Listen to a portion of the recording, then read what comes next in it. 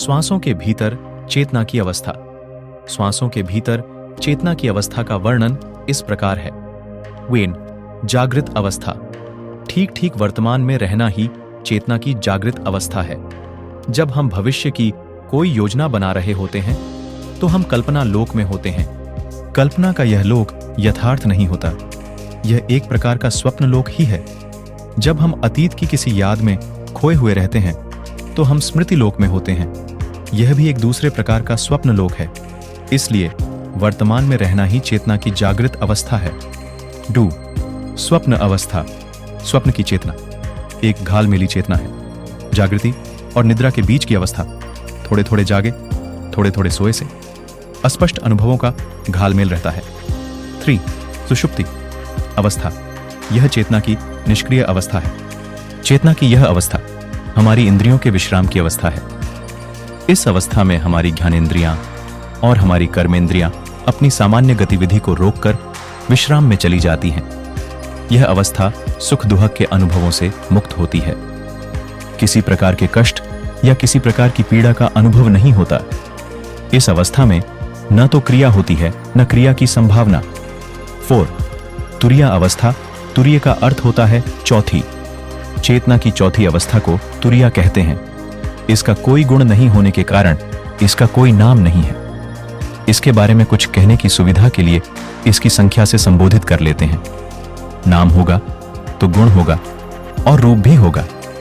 चेतना की इस अवस्था का न तो कोई गुण है न ही कोई रूप। यह निर्गुण है, निराकार है। यह सिनेमा के पर्दे जैसी है।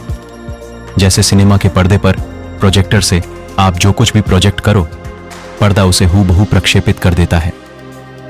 ठीक उसी तरह जागृत, स्वप्न, सुषुप्ति आदि चेतनाएं तुरीय के पर्दे पर ही घटित होती हैं, और जैसी घटित होती हैं तुरीय चेतना उन्हें हूबहू हमारे अनुभव को प्रक्षेपित कर देती है। यह आधार चेतना है। इसे समाधि की चेतना भी कहते हैं। यहीं से शुरू होती है हमारे श्वासों के भीतर की शक्ति को पहचानने और शांति की यात्रा। 5. तुरीयातीत अवस्था। तुरीय के बाद चेतना की यह 5वीं अवस्था है। यह अवस्था जागृत, स्वप्न, सुषुप्ति आदि दैनिक व्यवहार में आने वाली चेतनाओं में तुरीय का अनुभव स्थायी हो जाने के बाद आती है। चेतना की इसी अवस्था को प्राप्त व्यक्ति को योगी या योगस्थ कहा जाता है। इस अवस्था में अधिष्ठित व्यक्ति निरंतर कर्म करते हुए भी थकता नहीं। सर्वोच्च प्रभावी और अथक कर्म इसी अवस्था में संभव हो पाता है। योगेश्वर श्री कृष्ण ने अपने शिष्य अर्जुन को इसी अवस्था में कर्म करने का उपदेश करते हुए कहा था, योगस्थ कुरु कर्मणि।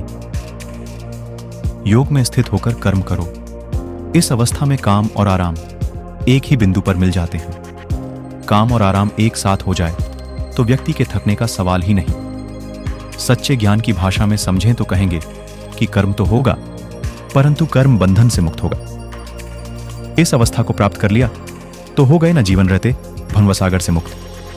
चेतना की तुरीयातीत अवस्था को ही सहज समाधि भी कहते हैं। 6. भगवत चेतना अवस्था। यह मैं और तुम वाली चेतना है। चेतना की इस अवस्था में संसार लुप्त हो जाता है। बस भक्त और हृदय में विराजमान भगवान शेष रह जाते हैं। चेतना की इसी अवस्था में पूर्ण सत्य का उदय होता है। भक्त को सारा संसार भगवानमय ही दिखाई पड़ने लगता है। इसी अवस्था को प्राप्त कर मीरा ने कहा था, जित देखो तित श्याममय है। तुरीयातीत चेतना अवस्था में सभी सांसारिक कर्तव्य पूर्ण कर लेने के बाद भगवत चेतना की अवस्था बिना किसी साधना के प्राप्त हो जाती है। इसके बाद का विकास सहज, स्वाभाविक और निष्प्रयास हो जाता है। 7. ब्रह्म चेतना अवस्था। यह एकत्व की चेतना है। चेतना की इस अवस्था में भक्त और भगवान का भेद भी खत्म हो जाता है। दोनों मिलकर एक हो जाते हैं। इस अवस्था में भेद दृष्टि का लोप हो जाता है। ऐसी अवस्था में साधक कहता है, अहम ब्रह्मास्मि, मैं ही ब्रह्म हूं।